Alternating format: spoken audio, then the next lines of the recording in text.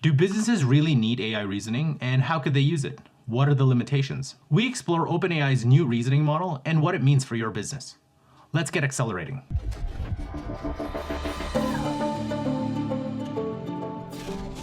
Hi everyone, welcome to the AI Accelerator for Business show, where your business gets the latest strategies, tactics, and information to get the benefits out of artificial intelligence. My name is Carly A, and I'm joined by my co-host Jeff Bradshaw. And in today's show, we're going to be discussing how businesses can benefit from OpenAI's new reasoning model, the O1 and O1 Mini. Carl, happy to be here, and thanks everybody for joining.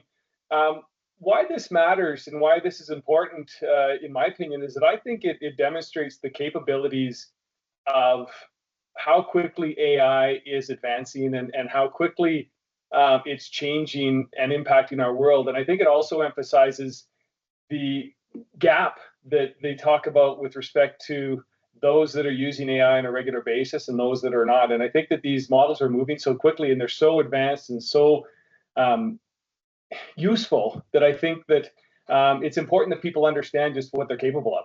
So before we get into, what are some use cases, I think it's important to get, for those who aren't following this closely and going through all the steps, I think it's important to know what is this new reasoning model and how it can benefit your business. So what it is so at the time of this recording, which is September 16th, so OpenAI released their new model called O1 Preview. It's still in preview, and O1 Mini, and it's enhanced. It has an enhanced reasoning approach. So it's designed to think more carefully before answering, similar to human reasoning.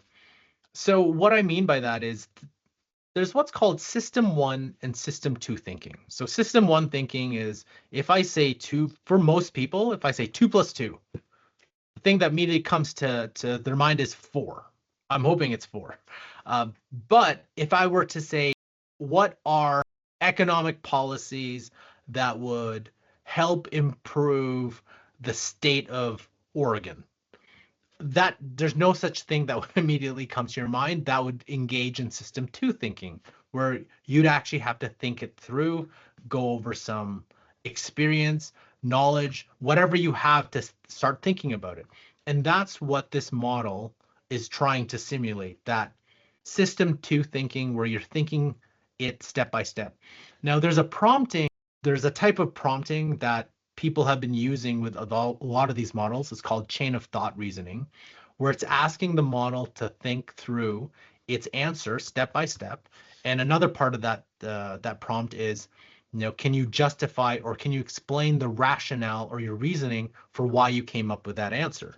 So when you do chain of thought prompting and asking the models to justify, let's say you put it in ChatGPT, it'll actually break down why it answered that way. And for many people and for their uses, it actually leads to more accurate responses rather than hallucinations, because you're forcing the model to think it through.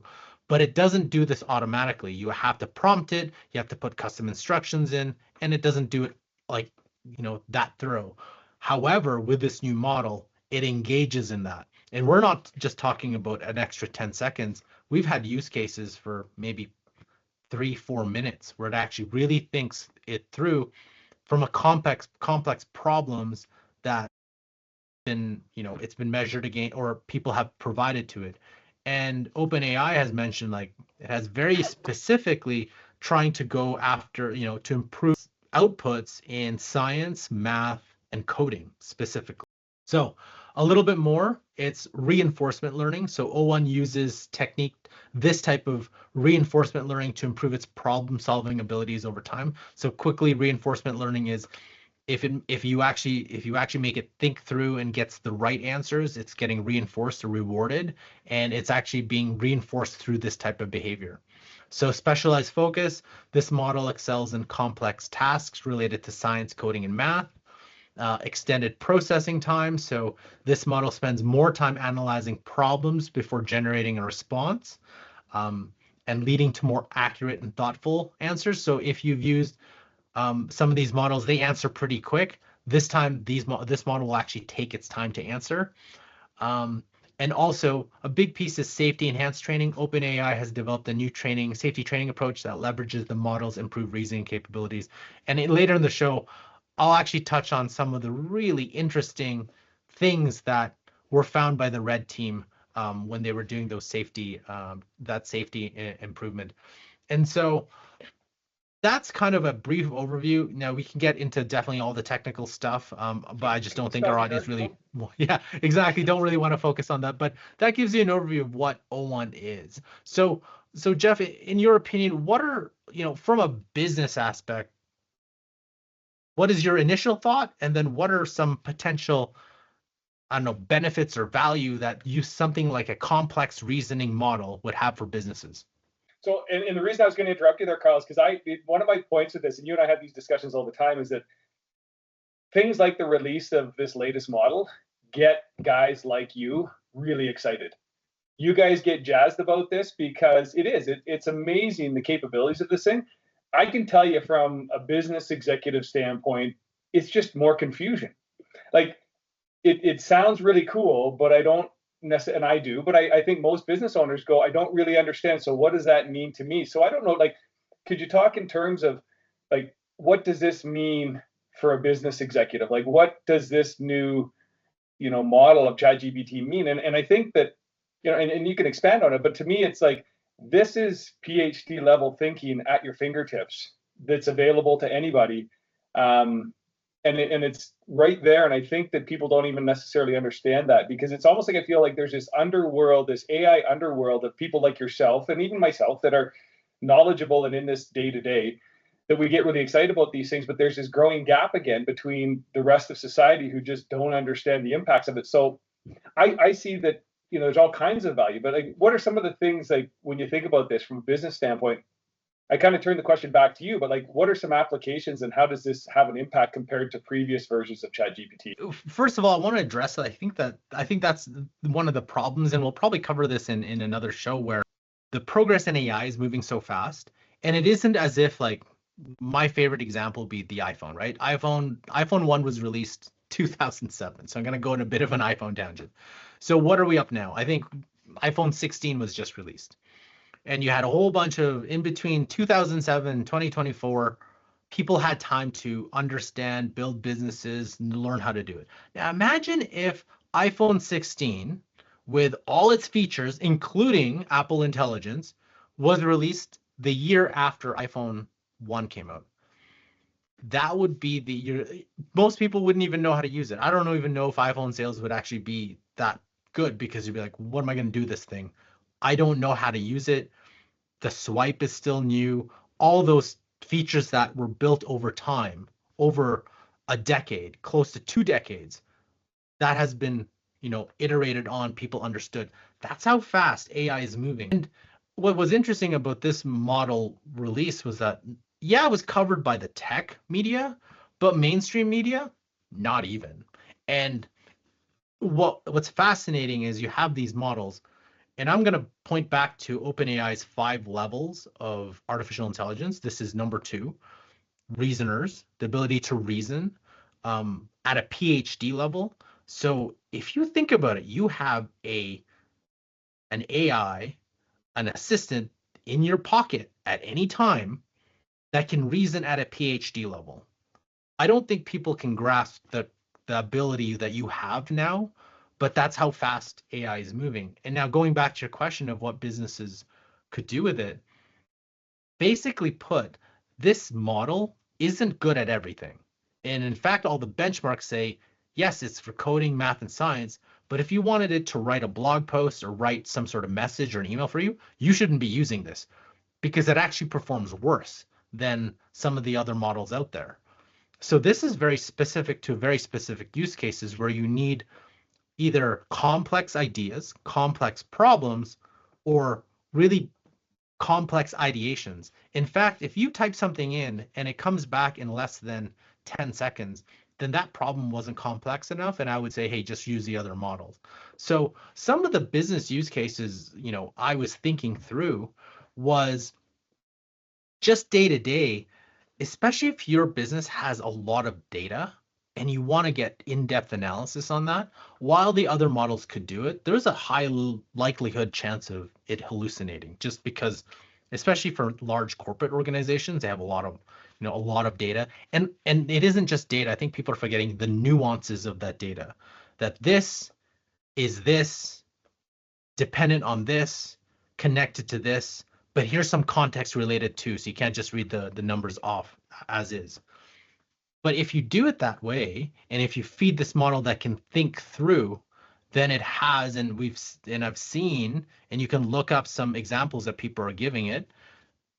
That's where I think you're going to get the value from it. So essentially, what are some complex business problems that your business has, complex data that your business may possess, and use that to analyze and to review it and to be that AI advisor for you that, again, complex, I'm thinking long-term thinking, nothing short-term that you'd use it for.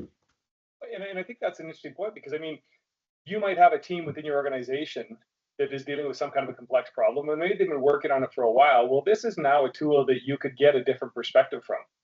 You could upload that data and maybe have it come up with things that the team hasn't thought about, or look at it from a different angle based on all of the data and the inputs that you have. So I think that that's one of the ways that it can be utilized. And I think that it's not like it's a magic fix. You can't just drop all of your information into this and it's going to give you the magic answer to your problem. But I think right now and again, it's still early stages, right? So, but I think being able to get in there and understand what it can bring to the table, like you say, as an assistant, as another team member, I think is pretty powerful. I think that goes back to one of the things you and I have talked about as well, with respect to a lot of these organizations that have this vast amount of experience and knowledge within key team players. And if you can take that kind of years of knowledge and data and put that all into a system, that's where I think something like this new release would be able to provide you with more valuable outputs. There's one example that I actually want to put out, because I think this touches on how humans have complex reasoning versus AIs that just predict the next word or the next sentence or the next phrase. So for example, this one use case, so we have a company that sells drones, and they wanted to put a digital assistant to help their customers. Now, there's a lot of AI digital assistants out there. A lot of them are really simple, quote unquote, where they take what's called a data retrieval approach, right? So here's all the data from the company, whether it's PDFs, websites, whatever, and the customer's like, I want to know this. It pulls from that knowledge and it answers the question. Really great customer service use point. Now, once the customer requests start becoming complex, that's where, let's say, a salesperson, a customer service person has that more complex reasoning that AIs don't. So for example, here, a lot of the questions for this digital assistant for this drone company would be, hey, I am this type of farmer. I have this type of crop. I have this big of a parcel of land. What is the best drone that I should use that is a beginner level and that I can use maybe 2 to 4 hours a day, that I don't have to change the batteries often? But add another additional element to that. It's like, hey, I wanted to be able to contain these type of this big of a capacity, because I wanted to spray in this, how this fast, and I'm also a beginner, so how do I learn this? So as you go through it, what drone should I buy? A lot of the times the digital assistant doesn't have that complex reasoning to put all those things together to recommend. It's funny how fast it would recommend a drone. Sometimes it would get it right, say 60-70% of the time, because it would try to match the criteria, but it doesn't have all the nuances together. But something like this with complex reasoning would actually think through, oh, it has this, you need this, but also include this and this and this. Together, what would be the best model for you fitting your specific need? And that would be something that like us as humans have, we have complex reasoning versus an AI wouldn't, but something like this could. So that would be one example I would think about, that I was thinking about. and I think the other thing too is we go back to the example we use about a cab company and trying to predict how many cabs. Like I go up to the airport and I see there's 75 cabs all lined up, not making money. And I think that's where again, if you had the data and a release like this latest release from ChatGPT might be better at predicting, with the proper data, how many cabs do I need at the airport on Tuesday night at 7:35 p.m. This might be better at reasoning and being able to take that data to say you need 12 cabs, not 75. But I think the other side of this too is you need the proper data, right? You need the proper data to be able to fill it. But again, something like this is going to be way more powerful than earlier versions of some of these models like a ChatGPT. Yeah, and what the funny thing is, this model is just a preview. So some of the benchmarks that they were coming out with was that, oh, it is significantly better than the current model, actual full model. And I actually wanted to point out, if you look at what's called the system card of the actual model, and this is where it shows you all the really in-depth details of how the model was trained, what it actually does. Now, the one piece here, which was really fascinating, was what's called red teaming. So red teaming is making sure it doesn't do, like, it's safe. They're trying to make it safe, so it has guardrails that you can't do certain things with it, to prevent.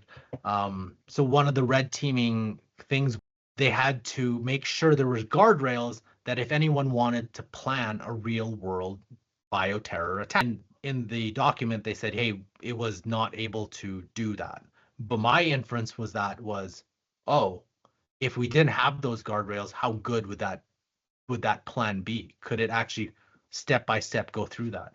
Another interesting one, and I think this one's a little bit more fascinating to me, is that, and they were testing for manipulation, because with advanced reasoning, can this model align with the developer goals even if it doesn't want to, and can it manipulate the data to appear compliant even if it wasn't? And when they tested this, before all those guardrails were put in, that when so it says, so this is a summary. When it thought it was not deployed, the model sometimes faked alignment. This means it pretended to follow the goals in order to increase its chances of being deployed. When it believed it was already deployed, it sometimes acted more in line with its own primary goal, even if it's conflicted with the developer intention. The model demonstrated strategic manipulation. It sometimes manipulated task data to make its actions appear more aligned with the developer goals than they actually were. And it even said here, earlier versions of this model with less safety training showed even more concerning behavior. It proactively explored its own files to check oversight before acting on the goals that conflicted with the developer's intentions. So it's essentially showed an ability to reason about its situation and adjust its behavior accordingly, even providing justifications for its actions, even if it wasn't aligned with the goals. So there is a lot. What we're getting is definitely not the full model, but you can see where that concern is. And I think that's the interesting point about this too, is that I think it's less like this podcast is about the latest release of O1. But I think what it does as well for me is, again, because a lot of that stuff you talk about from an business executive standpoint, it just starts to kind of, float over your head and kind of go, what does that mean to me? But I think it goes to show, again, how quickly these models are being developed. So again, I go back to that day-to-day, how does that impact me, the average, business executive, entrepreneur, business leader, person out there? Is that, again, it's moving so quickly that this version, there's going to be more, like, and they always say, right, this is the worst AI will ever be. It's only going to get better. So when you think about things like, personal assistance and improved customer service, better decision making, learning and skill building, financial management, all of those things, healthcare insights, I think this is just a clear demonstration of this is what it can do today. This is what it's good at. This is what it's not so good at. But just imagine what's coming in the next month, year. I think that's the real message here for business leaders is this is moving quick. This is moving so quick. And again, you and I are in it. And again, you're more advanced, you're more technical than I am. But I mean, to me, it's still like every day is like drinking from a fire hydrant, the amount of information is coming at us. And I think, again, it doesn't have to be scary if you jump in and you listen to guys like yourself and start to learn and let you do the deep thinking behind the scenes and be able to simplify it for others that are busy out running companies, and kind of making the world go round. So I do recommend, even if you are busy, running your business, if you can just carve out 15, 20 minutes, because a lot of this is free too. So you don't even have to pay for it, and they have limits on you using it. Just try out the new O1 preview and think about it as if it's a very, very smart assistant, and you don't even have to prompt a lot, but it's someone who revels and loves solving really complex things and advanced problems for you. Nothing that you'd give to a day-to-day assistant, but someone's like, if you only had this person maybe 3 times a week, 5 times a month, and this person's so smart, what kind of questions would you, or inquiries, or problems would you want this person to go off and solve? That's how I would, think this thing through. For businesses, what is the one key takeaway then for this new O1 model release? I think it's just a matter of, again, you would use the example of how long it's taken for us to adjust to the iPhone and understanding apps and scrolling and everything. And I think that we need to realize is that when it comes to new models like this, I think it's a matter of getting ourselves involved in training ourselves as to what we can ask from it. Because I think that's one of the challenges. If you don't think about what you can use it for, or how you can use it, and what you can ask of it, then you don't necessarily understand the power of it. So my encouragement would be that, business executives, entrepreneurs, business leaders would start to learn a bit more about it. And like you suggested, start playing with it, and then start to expand on, explore ways that they can use these models that are out there. And I think they'll be very pleased with the outcome. Learn more about AI implementation for business by watching these videos here. If you like today's show and want to learn how AI can impact your business, make sure to subscribe to the channel. We'll catch you next time.